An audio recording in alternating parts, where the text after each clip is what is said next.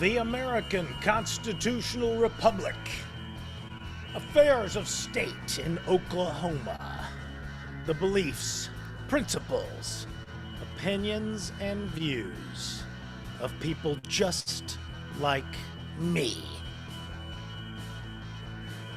This is 3D Politics.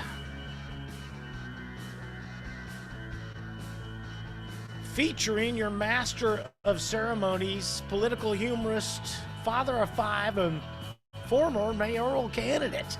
It's kind of amazing that things got so bad even I had to run for mayor.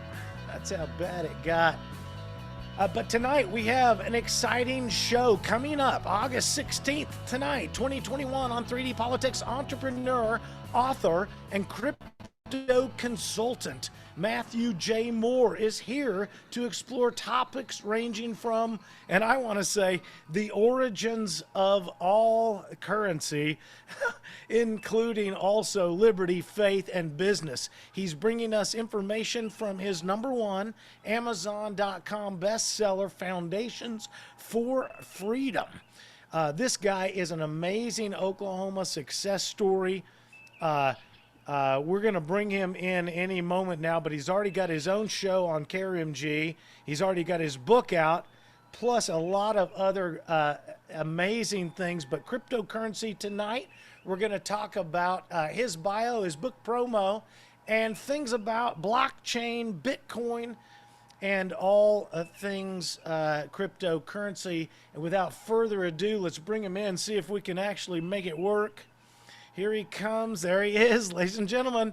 We're going to check the sound, wiggle it into space like we always do. Matthew Moore, can you hear me? Yes, I can. Can you hear me? And can you hear me? Yes. Okay, good. And, very good. So I appreciate you joining us. This is a great coup for me to have you on the show tonight. Let me just kind of let everybody know who you are and what you've been doing. Just absolutely kicking the crap out of life is what I like to call it. You're just really winning out there. Matthew, former business, Heartland Direct International, won a Gold Maxi and a Platinum Maxi award from the Direct Marketing Association of Washington. Also served as president of the nonprofit group Young Businessmen of Tulsa. Also produced a weekly television show airing twice a week on KGEB TV, and also been produced or published in Tulsa Business and Legal News, NEXTGEN 30 Under 30 Award, an actual broadcaster, which is like a podcaster's dream come true to have you on the show. KRMG every week on Sunday nights, I believe. Pro cryptocurrency bills introduced into the Oklahoma State Legislature. I could go on and on and on. Also, we want to promote your book. You've got a #1 Amazon.com bestseller, Foundations for Liberty. It's all about cryptocurrency, blockchain, Bitcoin, etc. Thanks for being on the show, Matthew. Hey, sorry for making your job harder with all that stuff. Man, you shouldn't be so accomplished. I wouldn't have to give you such a great intro. Well, thank you. I appreciate it. You bet. So it seems to me, doing research to get an interview of your show, and we want to bring out, I've got so much random knowledge now that I don't want to drag us off topic from your book, Foundations for Liberty. And but I do notice that everybody who talks cryptocurrency starts out with a basic. They say, "Look, here's what currency is." Right. We almost can't start what cryptocurrency is until we talk about what is the tool currency. So let's start. We've done your bio. We're promoting your book, but let's talk about the beginnings of currency itself, and then how does cryptocurrency become the new thing? Yeah, absolutely. I mean, because in order to understand the solution, you have to understand the problem first. And when you talk to most people today on the street, they have no idea what gives money value, where it comes from, how it's created. They just think it's a green piece of paper that they've used forever, and they spend it and they get goods with it. And that's as far as most people's knowledges go. It's how it works. Yeah, it's how it works, right? But in essence, humanity thousands of years ago found a way with a technology, because money is a technology. It's a tool that basically represents our time, labor, energy, freedom, and wealth. It Okay. is a way to properly transfer economic energy and value between each other in a very fair and complete way. But there's a very distinct difference between what makes something money and what makes something a currency. And the founding fathers had it right when they wrote the Constitution when it came to money and sound money. Some people call it hard money. But the money that we use today is not really a money. We've actually been brainwashed to believe that it's money, but it's actually a currency. And most people think, well, how is there a difference? What makes it different, Yes. Yes. What right? is the difference? Yes. Well, it's very tricky because it's very similar. It's one thing that makes something a currency versus a money. And that's essentially a store of value. And what I mean by that is you're able to hold it over a long period of time without much change in its value. Or loss of purchasing power. So, in other words, a currency is portable, it's divisible, it's durable, it's interchangeable, it's acceptable, it's uniformal, and money is all of those things, but with one additional property, which is a store of value. And right now, if people have been watching the news over the last year, 2 years, they know that for some reason we're able to create money out of thin air, and we do it quite frequently. Yeah, we're pretty good at it. Yeah. Right. We're not creating value, but we are creating currency. Am I Right. correct? Right. That's exactly Okay. right. Okay. Okay. Yeah. So if that answers your question, I'll stop there and you can proceed. Oh hell no! I'm more confused now than I was a second ago. But that's me. That's not you. So currency. What holds the value? Isn't that an asset? I mean, what's the difference between currency and asset? So again, what makes something a store of value? In other words, if I I'm going to use a very simple analogy here. If I Please, I had need it. a if I had a bunch of baseball cards, right, and these baseball cards had different values asserted to them, what typically gives one card more value over the other? It's scarcity. So, in other words, Okay. store of value is created with the element of scarcity. And like I said earlier, the dollars that we use now are not scarce. They're actually increasing in supply. In fact, fun fact, it took 100 years to create $1 trillion.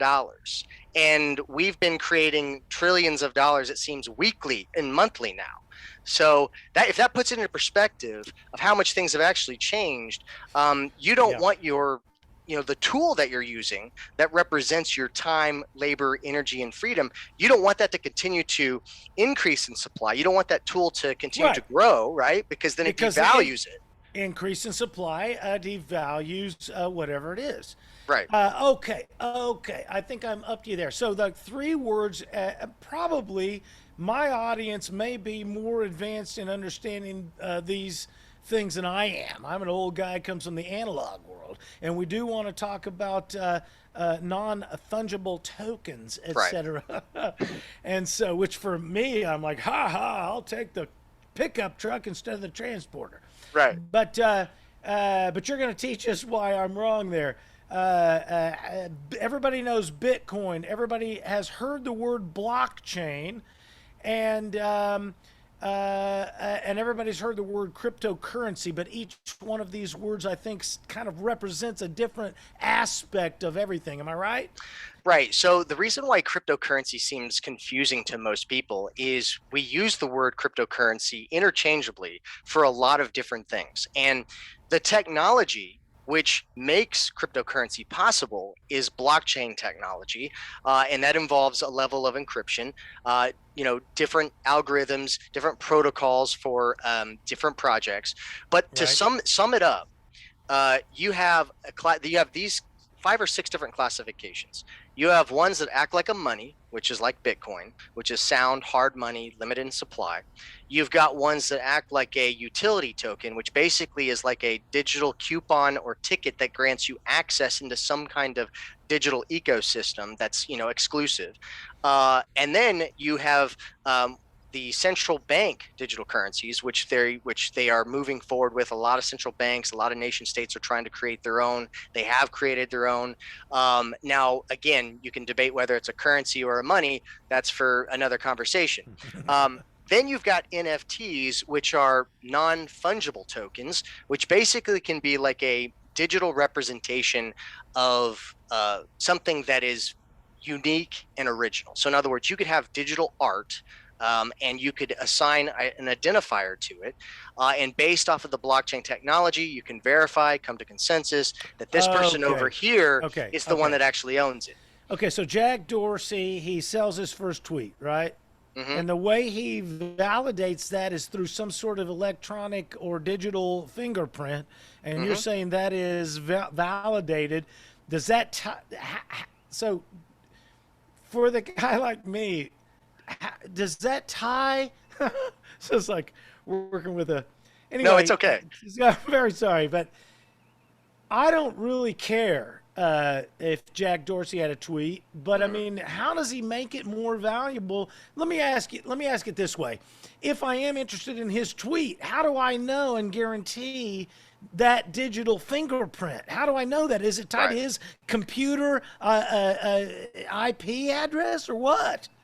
Well, that's where the blockchain comes into play. So the blockchain is the underlying technology that makes these digital assets possible and makes digital information scarce.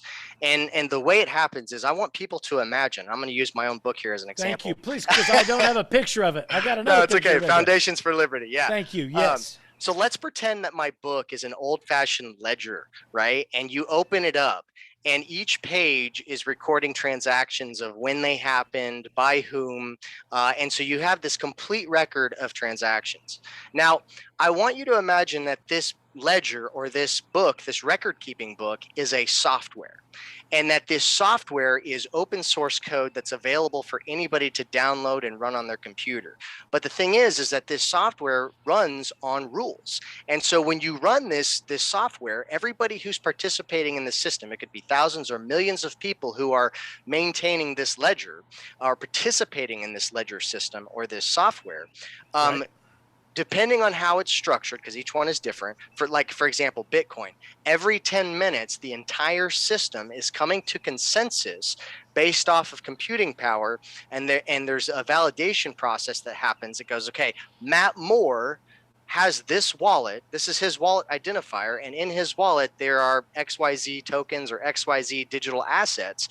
And so the only way that somebody could legitimately, mess up or reverse or double spend or alter this ledger is if they had half of the computing power of the entire network to compromise and trick the entire network. But as soon as something like that happens, people are pretty quick to figure out, hey, something fishy is going on here. Looks like there's a 51% attack on the network. Go ahead. So tell me if I'm right here. So Bitcoin, there's a lot of other names, and you'll know them, I don't, of other, what I want to call brands. They might as well be a cigarette brand or an automobile. Bitcoin, and then there's Ethereum, I think, et cetera. Poly Network just got hit with the hackers that I want to talk about. Not just that they got hacked, but why did the hackers give half of it back? What's that? Okay, but my point is to correct me, please. The Bitcoin and the different names of the basically groups. It's a group association. Those are simply brand names, correct? Yeah, those are basically different ledgers. So those would be different software programs, in essence, that do different things. All right. You're listening once again on 3D Politics to Matthew J. Moore, our fine guest. Here joining me, Tommy McKay, your perspicuous plunderer of conversation. We're learning all about cryptocurrency, and I'm just going to change the whole thing or change the whole direction of the conversation. The IRS, from what I learned in my studies today, considers cryptocurrency as an asset. Why do we call it cryptocurrency if it's really considered an asset? Well, the truth is the entire federal government is not on the same page. So the SEC... I can believe that. Can I say I'll believe that? Yeah. Yeah, Right. it's so fascinating because you have the SEC, you have the IRS, you have all these different regulatory agencies that really don't have legislative clarity on how they should go about regulating these different assets. Because Right. a lot of times regulators want to treat things like Bitcoin like a digital security, but it's not a security. Now, there are cryptocurrencies that are on blockchains that act like a security, like company stock or debt that's issued on this blockchain. But each project is different, and to classify each one as a security would be wrong. So we have a lot of work to do when it comes to providing regulatory clarity in this space, because just because you use the word cryptocurrency doesn't mean it's one Right. thing. Right. Sloppy word usage. So this is excellent. And you have helped author some of the first pro cryptocurrency bills introduced in the Oklahoma State Legislature 2019 with Nathan Right. Dahm. Tell me what those were. So SB 809 back in 2019 basically would allow political campaigns to accept cryptocurrency as a form of Sweet. donation. Okay. SB 843 basically exempts from security laws if the project acts like a currency or a utility token, which I was describing the difference earlier. Then you had SB Okay. 838, which basically modifies the LLC laws for crypto assets. Then you had SB 822, which defines what is a virtual currency. And then we had exemptions from capital gains tax. So Okay. what I Yeah. was trying to do was I was trying to make sure that the state, like Wyoming has been great. They've been leading the charge and leading the way in legislation. And honestly, they are the most friendly crypto state. The industry loves Wyoming. A lot of people are moving there, setting up shop there because there is regulatory clarity. The last thing you want to have happen with a new technology and a new asset class like this is for the court system to basically set precedences for situations Right. where it's better and clear to have it in the law. Yeah, in fact, I can see you. This is kind of an interesting balance. I know when I ran for mayor and I listened to the people that were really experts in the fiduciary responsibilities of both sides of the coin, they would have these discussions as they would say, "Oh no, according to this, the money has to be appropriated and spent here," and the other guy. And what I noticed was a huge vagary in the Right. law, and I realized that it is in that vagary that we find our freedoms. Right. In a dictatorial system, there are no vagaries. You are hammered down and nailed. But what you're kind of explaining here is to protect our freedoms, we have to rush into those areas that are vague with regulation and protect our freedoms where they are vague. And so what you're doing with this cryptocurrency laws is really excellent. You're kind of defining those areas. Part of my kind of philosophy in life, and this will help you kind of translate the information to me. You've heard of the cause and effect concepts. Right. There's cause and effect. And then they say there's an argument between there's nothing new under the sun versus, things are changing all the time. And my argument is a hybrid reality. And that is that there are no new effects where humanity is concerned. You stub your toe a million years ago, it hurts. You stub your toe a million years in the future, it's the same humanity effect. The only things that change are the causes, but where everything equals out with no new effects is there are no new effects, only new causes to human effect. Right. And so I see how cryptocurrency can be a new storage of and a translator of value. Let's talk about the blockchain technology required. Because even though we in America live in a world where everybody's got a computer, even the kids have a computer, and even the homeless have a phone, which Right. is a tricorder, on their pocket. We only represent about 10% of the world, or, I'm throwing numbers around. We represent a minority of the world that is advanced in the technology that we all have phones and computers. So isn't Bitcoin and blockchain technology kind of counting out some of the people across the globe? Because this isn't a push to globalization, isn't it? So basically, people would assume that, but what you find in third world countries and developing countries is a lot of times they are actually leapfrogging the first world countries. I'll give an example. So Okay. instead of setting up landlines, people in Africa went straight to mobile phones and cellular networks, and so there was no need to go ahead and utilize these large landline networks. And so what you saw in remote parts of Africa, you had people using mobile minutes as a type of currency that they were exchanging between each other because it actually worked better as a form of money than their actual local currency. Oh my gosh. Am I right in making the analogy of cigarettes in prison? Yeah. Not that I've ever been to prison. Right. But, Right. Yeah. you know, am I right? Because it's like a form of, it's a stored value. Is that correct? Yeah, so essentially, because their local currency was not reliable, it was always fluctuating, or it was in hyperinflation. You see this in Venezuela, you see this in Somalia, you see this even in El Salvador, which is what you would compare as relatively stable compared to a place like Venezuela. Their government just created a law that made Bitcoin legal tender, and you see people with their mobile phones using Bitcoin on a day-to-day basis down in El Salvador. So it's really fascinating that you've got countries like El Salvador, you got Panama, you have Brazil talking about things like this, and also it becomes a way to get around the sanctions that the Western countries basically put on some of these other countries. So the dollar has essentially been weaponized. So there's actually a large incentive to find another digital network besides the SWIFT system, which actually I would say is probably a pretty poor system. The one of the things that I have seen in my study of this, trying to get ready to ask you pertinent questions, um, Bitcoin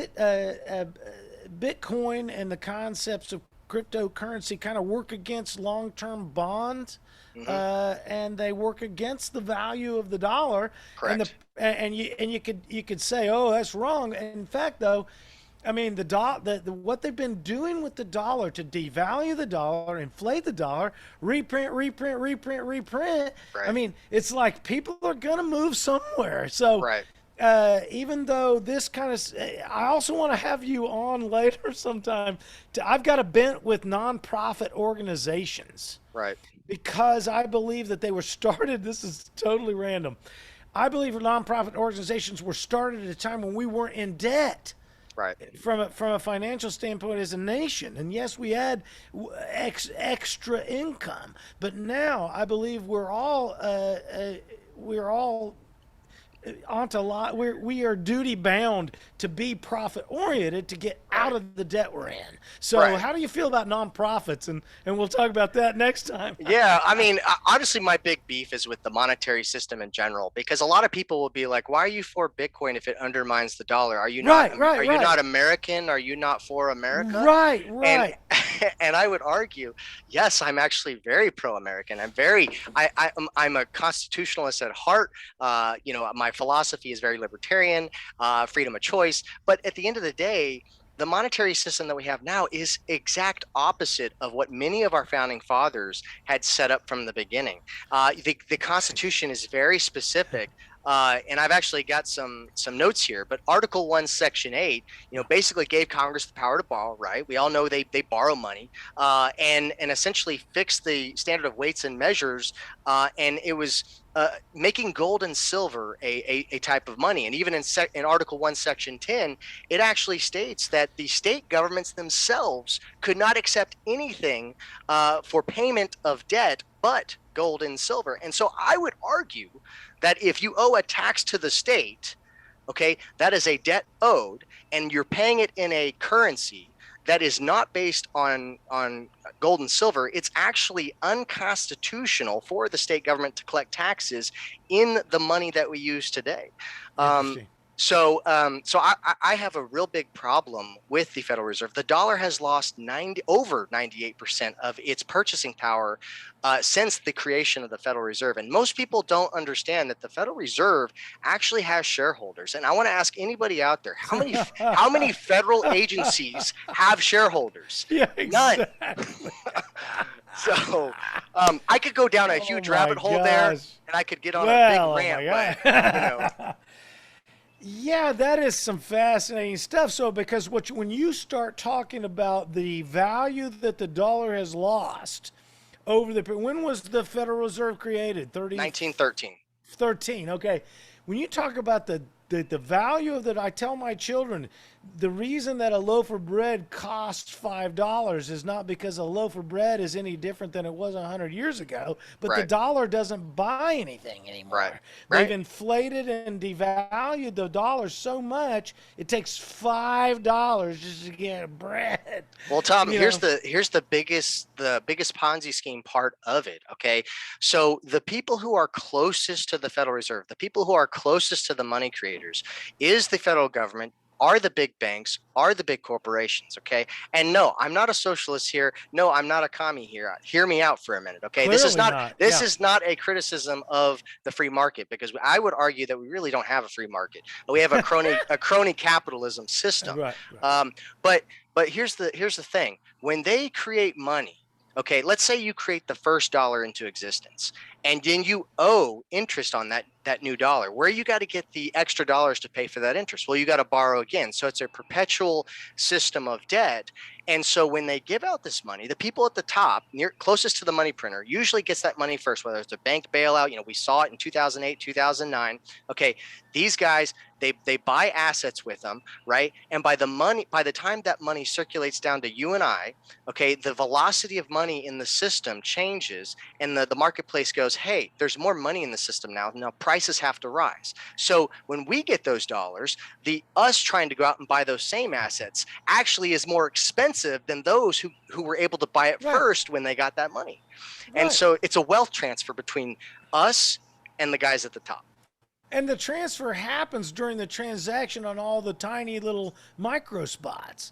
So you don't see a big chunk of money. But the point I also was going to make, as you said, the dollar loses its value. But when we talk about since the Federal Reserve, the dollar's been losing its value since it's been a fiat currency. It's not even tied to real value anymore. As a jeweler, I can take an ounce of gold and melt it down into other things. In the ancient world in Arabia, they took those domes and they covered them in gold leaf. Why? Because they were rich? No, because gold has a property that reflects light and heat. It kept their buildings cool because gold had value, because gold had a property. Bitcoin and a $20 gold, $20 dollar bill, I can't melt down into anything. Right. Well, So- and I would argue, like, give people the example of this, like the silver. We used to use silver dollars. We used to use real money in the 50s and the 60s, right? Right. The minimum wage was $1.25. Okay, but it was paid in real silver, Real value. in real value. And if you were to Right. take that silver today and melt it down, it's actually greater than $30 an hour. Okay, so wages aren't keeping up with inflation. Okay, changing the minimum wage is like putting a Band-Aid Oh on my a gosh. flesh-eating Thank you. bacteria. Thank Okay, you. Yeah. so the problem is not the minimum wage. The problem is the money that we use.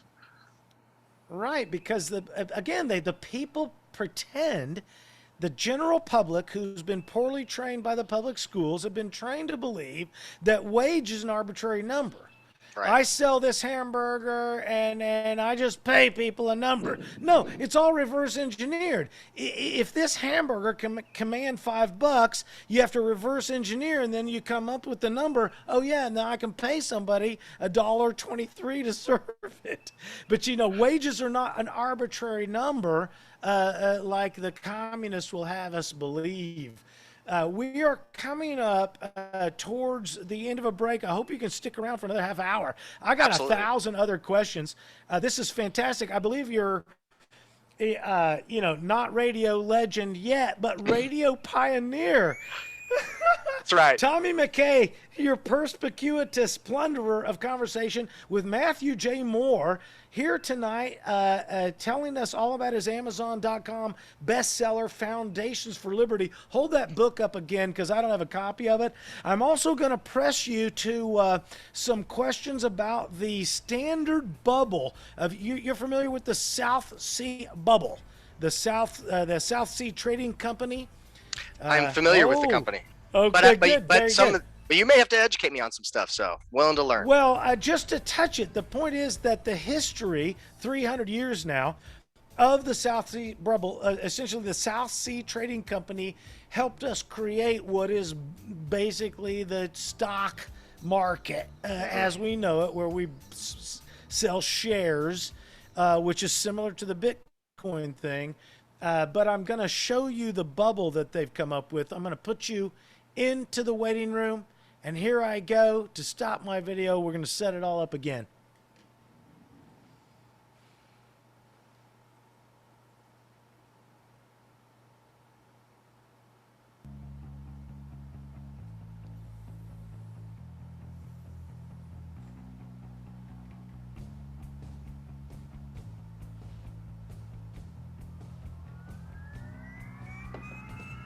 The American Constitutional Republic.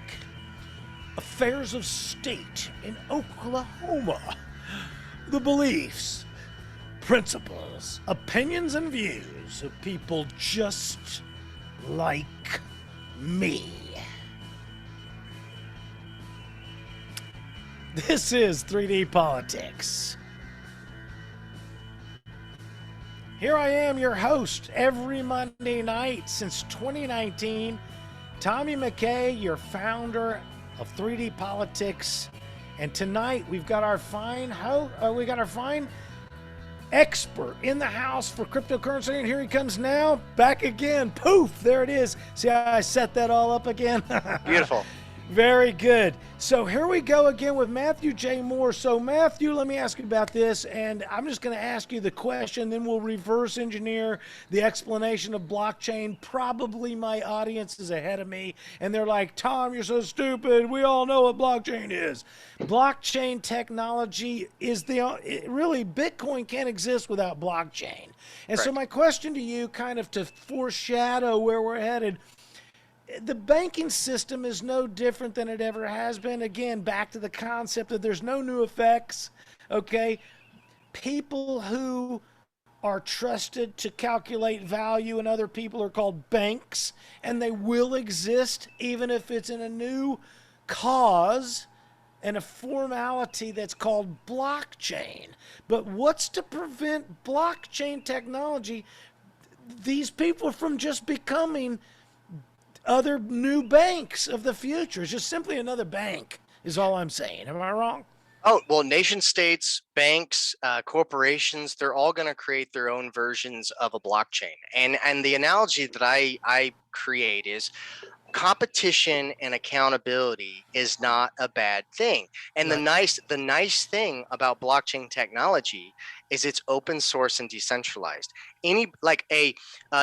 Let me use the internet as an example. Okay. When the internet came out, everybody was somewhat skeptical of the internet. You had corporations that were like, hey, we're going to create our own version of an intranet, right? Okay. Right. So the value, though, of the internet itself was the shared community of information that people were all participating in together all around the globe, right? Shared information. But with the intranet, it was a closed loop system of information that was just being shared with specific people. Right. So that is essentially what's going to happen when you have these corporations and these banks and governments try to create their own blockchain or their own cryptocurrency.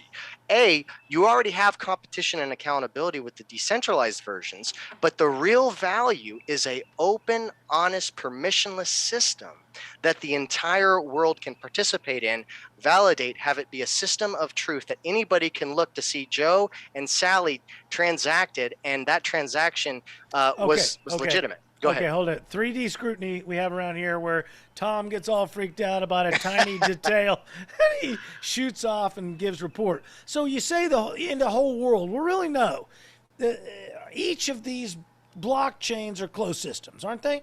So you have to be a participant in the thing to check in, right? I can't just check in. I don't own Bitcoin. I can't just check into Bitcoin if I don't own Bitcoin, right? Well, how do you use the internet?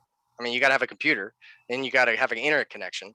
So, but you don't need permission to use the internet, do you? No, that's true. But I need permission to check on validating certain things. I mean. No, all you need is a wallet to participate. But don't you have to? You don't have to join any particular group. Nope. You can have a wallet that accepts many types of cryptocurrencies. Okay. And you, When you buy, let me ask it this way: you're good. You're really good. I'm the anti-crypto guy for a second. you're good. You're good. 3D scrutiny is what we call it. I love what you're doing, but I have to try to poke holes in your Oh, I theory. love it. When I buy, when I buy into Bitcoin, I join the group, right? So if you were to, let's say you were going to work for Bitcoin, maybe you earn Bitcoin, maybe you sell something for Bitcoin. All you got to do is just download an open source wallet that anybody can download because the software is open and it's just accessible with a quick download. And then you can participate in the system by somebody sending you some Bitcoin. Or you can mine it yourself. Okay. You can actually set up a computer system and mine and download the Bitcoin software and mine Bitcoin itself, and you don't need permission to do that either. Okay, tell us more about mining. Tell us about mining. All right. So what Bitcoin does in its software program is essentially what happens is you can choose to participate as a miner. So you can download the software, you can run your computers. Your computers use a large amount of energy to solve mathematical equations. And if they're successful at solving that mathematical equation, they get issued newly minted Bitcoin. And there will only ever be 21 million Bitcoins created in existence by the year 2140. Now, people think, well, 21 million is really small. Well, actually, each Bitcoin is divisible by 8 decimal points. So you could have fractions of a fraction. You know, it's a much more efficient system than the change that we use today. Okay, slow guy here. Okay. Fraction makes it infinitely divisible, makes it also never ending in its ability to inflate, right? I mean, because you can't. Well, just because I've got one pie and I divide that pie up into a million pieces doesn't mean I have more pie. No, but it means you have decreased the value of each individual piece, right? No, I mean, if I change a dollar for 4 quarters, did I devalue the dollar? Okay, if you have a pie and you cut it into 4, 4 guys have 4 slices, then we all have a big quarter of a pie. But if you keep dividing the pie, then the little slice with other people, the more people involved in the pie, the tinier the slice of pie. But the more people that get involved with the pie, the more liquidity comes into the system, and therefore the value and purchasing power continues to go up. Okay, and this is why some people do mathematics and some people do mathematics through music. I do tones and beats and rhythms, but not adding numbers. Okay, this is excellent explanation because this is not my area. So how does the block, how, as a cynic and an old guy, I just can't believe that the blockchains won't turn into your typical bank anyway, because it's all about a trust factor.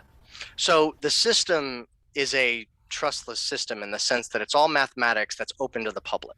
So you can actually view what's going on the ledger. Everybody is pseudo anonymous. So there's an identifier that represents you and your holdings, but there's no necessarily real world identity tied to that identifier that represents you in that system. Okay. And so essentially, yes, banks will probably end up offering services where they'll be the custodian of your asset, because a lot of people don't want to be sovereign over their own funds. They don't want that responsibility of managing their own money. So utilizing the Bitcoin system is a lot like putting cash under your mattress.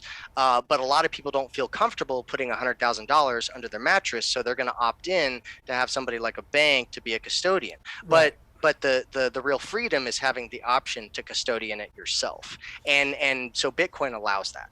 Okay, cool. So kind of also maybe off the course a little bit, but I'm trying to remember everything I've thought of.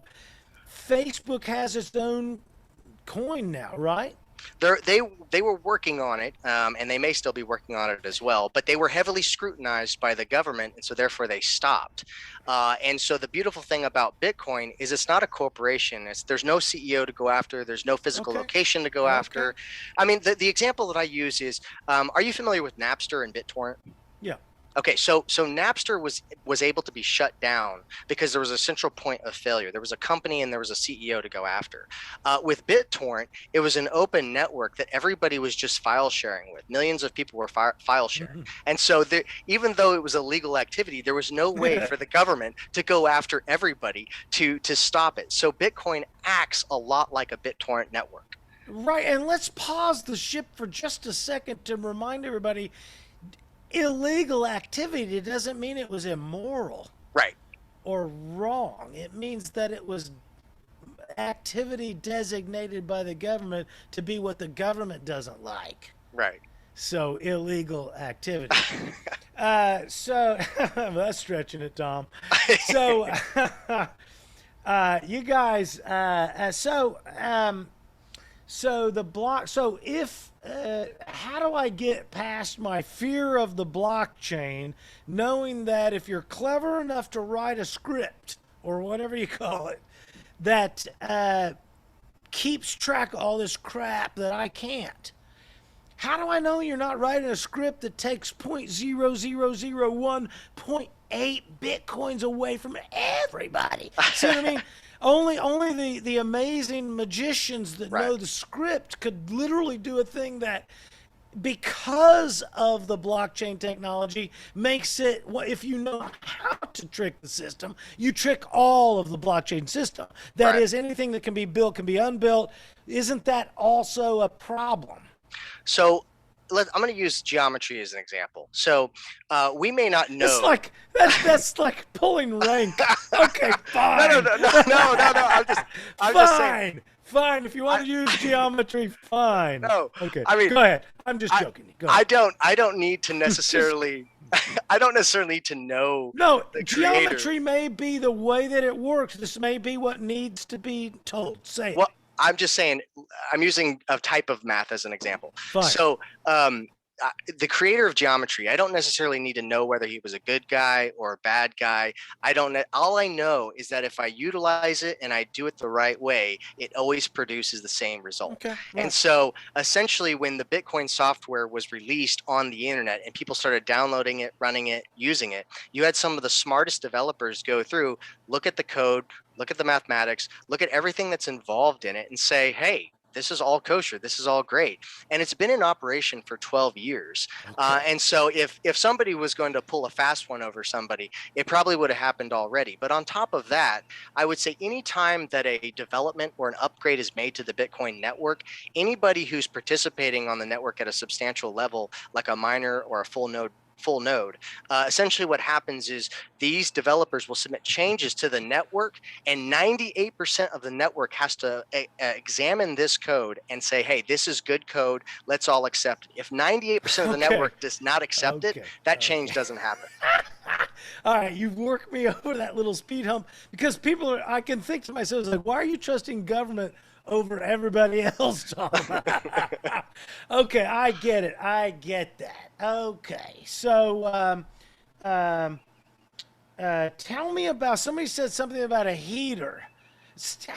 If I have Bitcoin asset, somebody said somewhere along the way in my studies, there's no reason to buy anything with Bitcoin, mortgage against Bitcoin, because Bitcoin is a growing asset. There's no reason to spend Bitcoin because government will tax you right away for an asset transfer, as opposed to, look, mortgage money, buy a ton buy a whole lot of cryptocurrency, and then borrow money against that growing asset. Is that qualified advice? I mean, give advice, but does that sound like sound thinking? Yeah, well, when you have an asset that is somewhat deflationary, living in a very inflationary world, the Bitcoin math means the value is going to go up compared to the inflationary dollar.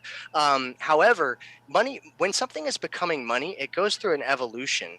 First, it's often classified as a collectible. It starts in this collectible phase. The computer nerds were doing it, using it first, and then eventually money becomes a store of value, and that's essentially the stage that we're in now. And then once enough people have observed it as a store of value and hung on to it to appreciate in value, then they start spending it. It becomes a medium of exchange. And once it becomes a medium of exchange, it evolves into a true measure of wealth.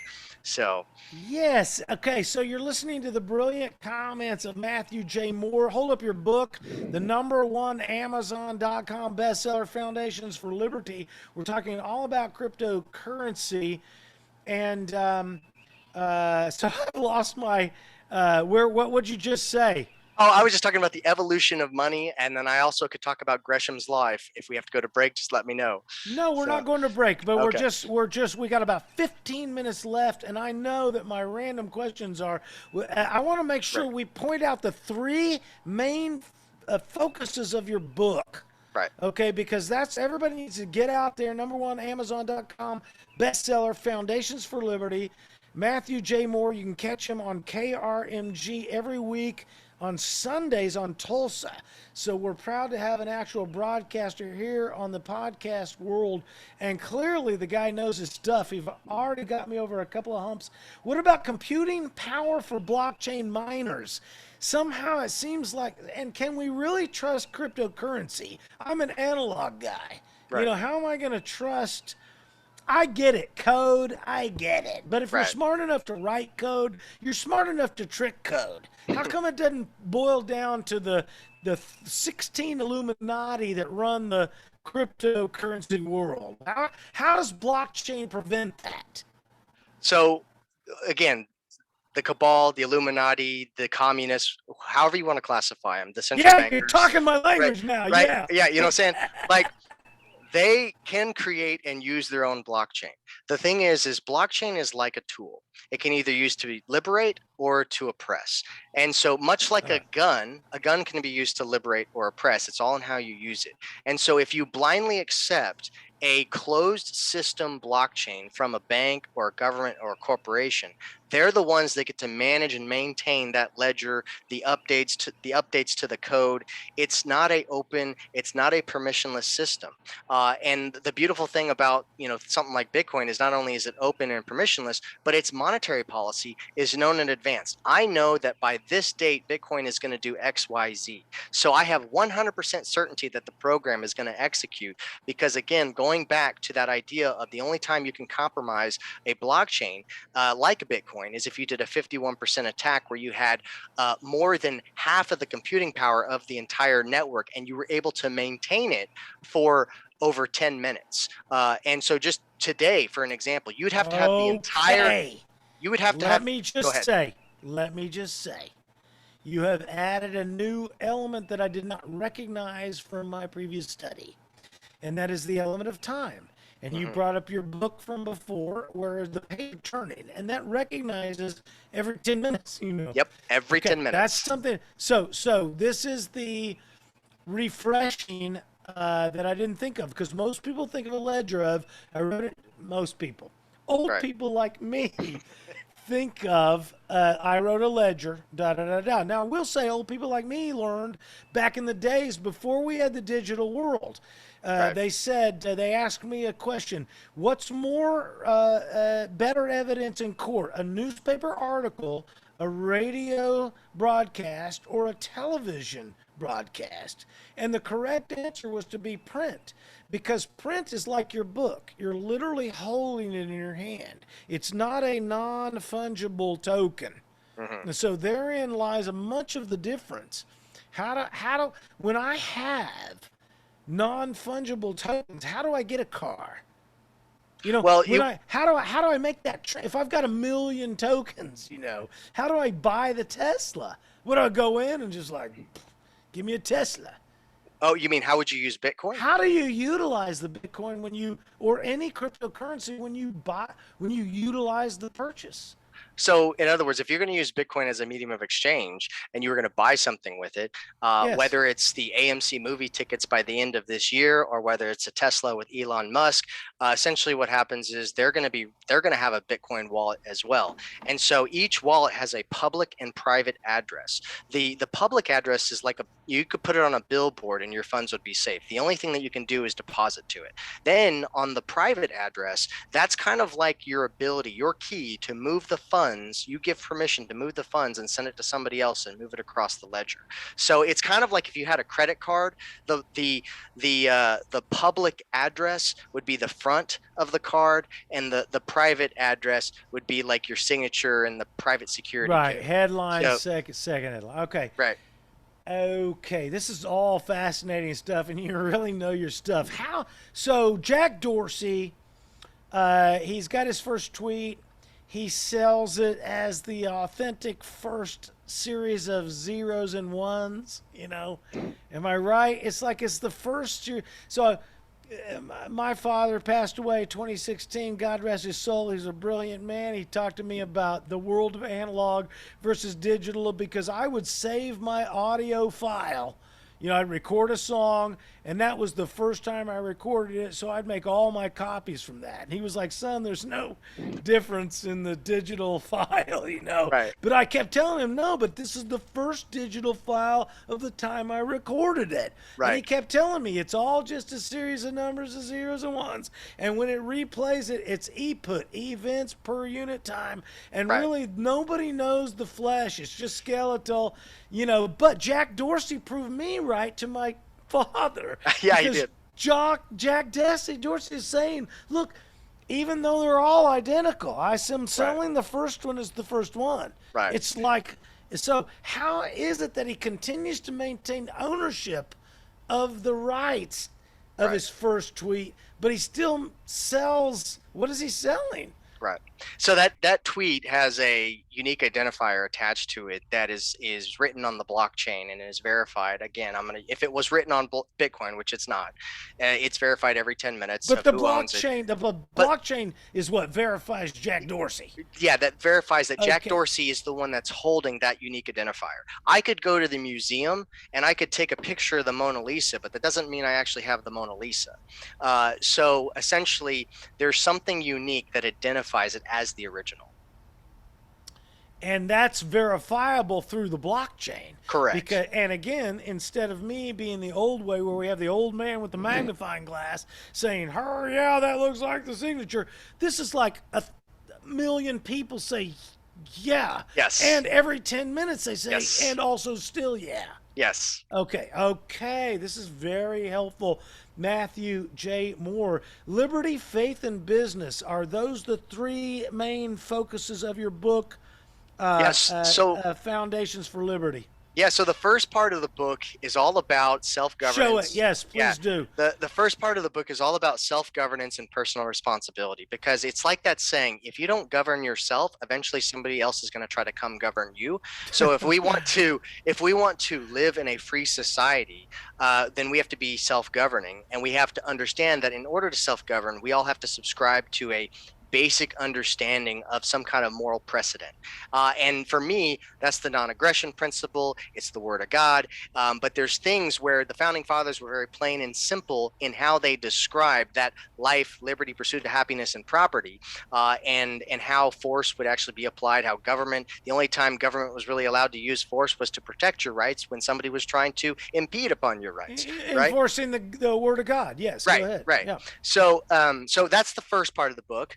Because I want people to understand the self-governing aspect of it. The second part is about the monetary system, because a lot of times we talk about freedom, we talk about liberty, but a lot of people don't understand that their time, labor, energy, freedom, and wealth is all tied to the tool that they use to represent that thing.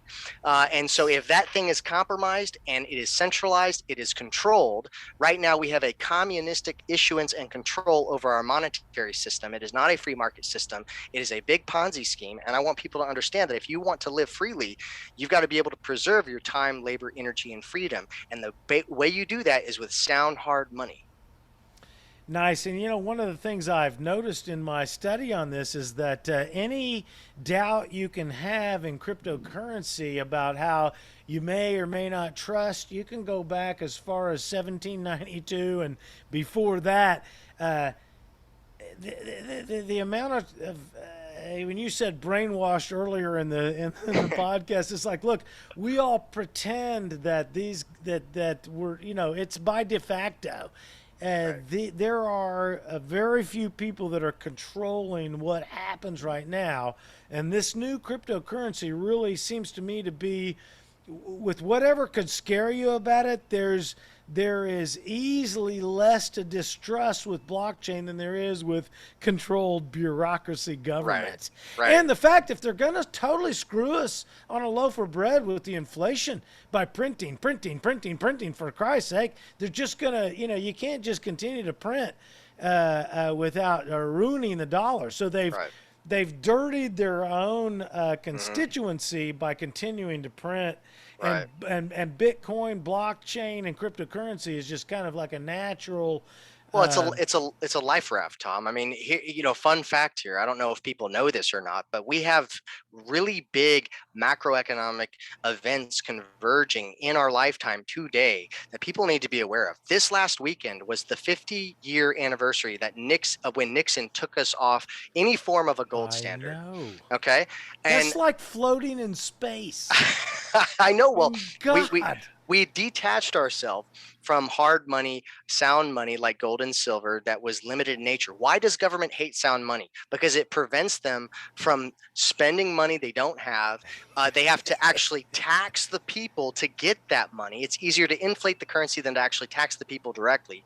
Second of all, they can pay for wars they can't afford. They can pay for social programs they can't afford to earn votes. Okay. So a fiat system is very good for governments, but bad for the people. So what's the average lifespan of a fiat currency once you go off of a gold standard? The average lifespan is usually 27 to 37 years. Rarely do they go beyond 50 years. Some do, but they all go to a value of zero at some point, sometime. Well, They where all are we now? Because we've yeah, been off of it for a while. 50 years, 50 Okay, years. okay. So, God but dang. here's the other thing. Here's the other thing. The average lifespan of a country holding the status of the world reserve currency is 80 to 90 years. We became the world reserve currency at the end of World War II. So you have the lifespan of the world reserve currency coming to an end. You have the fiat currency average lifespan coming to an end, and they're all converging at the same time. There's a reason why the debt looks like this. Okay, there's a reason why Okay. they keep printing money.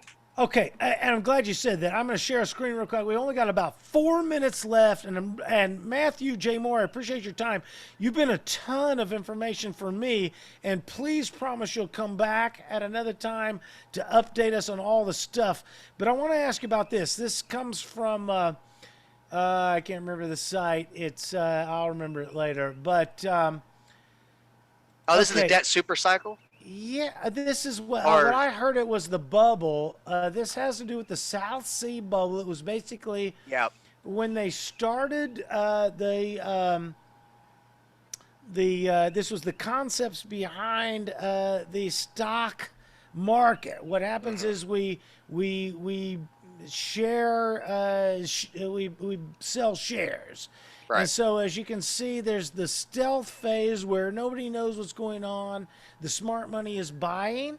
right, As time goes on, the awareness phase where the institutional investors see it, and you can see it coming off. And some people, the smart people, say, this looks like a bubble," and they drop off. I do not know what a bear trap is.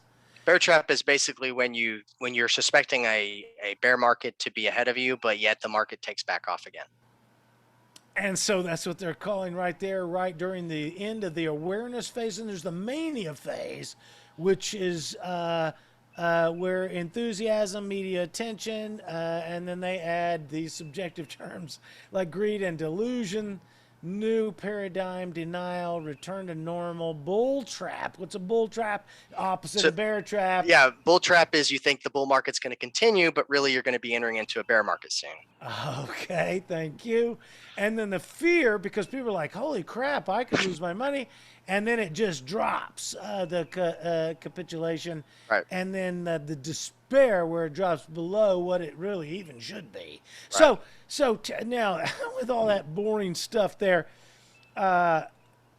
why isn't, I guess, all of the cryptocurrencies could be threatened by this potential bubble? So they go so all cryptocurrencies are typically following Bitcoin, because Bitcoin is the mother. But I will say this: they are bull and bear market cycles in Bitcoin, but the trend is up. So it has a annual growth rate of about 200%, and so it does go through these 4-year cycles, as bull and bear market cycles. But when you've got a new form of money that's evolving, that's limited in nature, like Bitcoin, but then you got a currency like the dollar that keeps inflating, then it's going to look like this. Can we pay off? You guys are listening to the brilliant foresight of Matthew J. Moore with his new #1 Amazon.com bestseller, Foundations for Freedom, Foundations for Liberty, here on 3D Politics. Can we pay off China in Bitcoin? I say we just leave China alone. Matthew J. Moore, where can we find out more about you, your book, and anything else we need to know about you? MattJMoore.com, and that's Matt with 2 T's. And Moore with 2 O's. And please promise me you'll come back, because I learned a ton. You worked me over 2 little speed humps. And being an old guy, I'm going to have to learn how to invest. That's always good. Love it. Okay, Matthew J. Moore, we're going to send him out. I appreciate you being here. Thanks for being on the show. We hope to have you again next time. So thanks for being here. And there he goes. What the heck did I do? Oh, my God. Report. I did something wrong, but that's the show for tonight. Hey, next week, the exciting news is I've got Kevin and Janelle Batts to bring up from 46 Red River TV, Project 46. We're going to bring the making of a couple of their videos. That is Kevin and Janelle Batts. We'll see you guys next week on 3D Politics with Tommy McKay. Once again, thanks to Matthew J. Moore.